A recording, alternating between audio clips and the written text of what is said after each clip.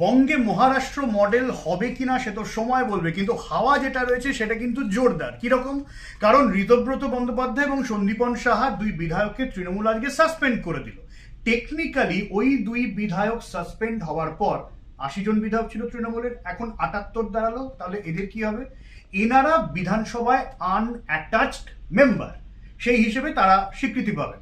এখন ঋতব্রতরা দাবি করছেন যে বেশিরভাগ তৃণমূল বিধায়ক তাদের সঙ্গে আছেন, তাদের নেতৃত্ব মেনে নিতে চান।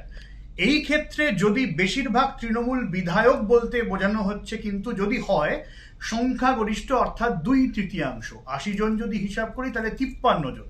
৫৩ জন তৃণমূল বিধায়ক যদি দাবি করেন যে তারা ঋতব্রত সন্দীপনদের নেতৃত্ব মেনে নিচ্ছেন, তারা এদিকে চলে আসেন, তাহলে বিধানসভায় ঋতব্রতদের তৃণমূল সেটা সংখ্যাগরিষ্ঠ হবে। তারা ইচ্ছামতো হুইপ জারি করবেন, তারা বাকিদের নির্দেশ দিতে পারবেন, কারণ সংখ্যাগরিষ্ঠতা তাদের কাছে আছে।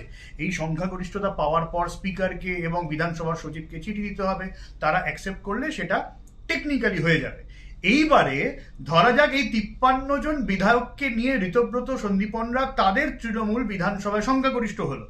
এইবারে বাকি যারা পড়ে রইলেন তাদেরকে দলীয় নির্দেশ মানতে বলা হলো।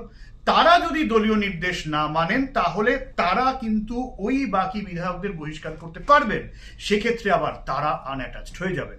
এটা গেল বিধানসভার অঙ্ক। এইবারে এইটার পরবর্তী পদক্ষেপ হতে পারে মহারাষ্ট্র মডেল। মনে করে দেখুন, উদ্ধব ঠাকরের শিবসেনা, সেখান থেকে একনাথ শিন্ডে বের হয়ে এলেন এবং নির্বাচন কমিশনের কাছে দাবি করলেন তারা আসল শিবসেনা, শিবসেনার প্রতীক তাকে দেওয়া হোক।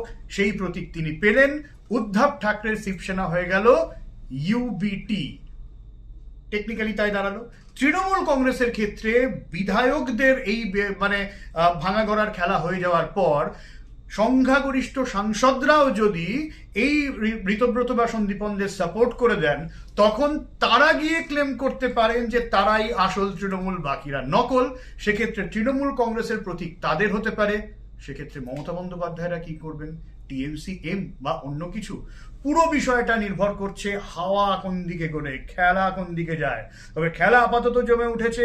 আপাতত তৃণমূলের মধ্যে এই অন্তর্দ্বন্দ্ব, যাতে ফোকাস অবশ্যই বিধানসভা।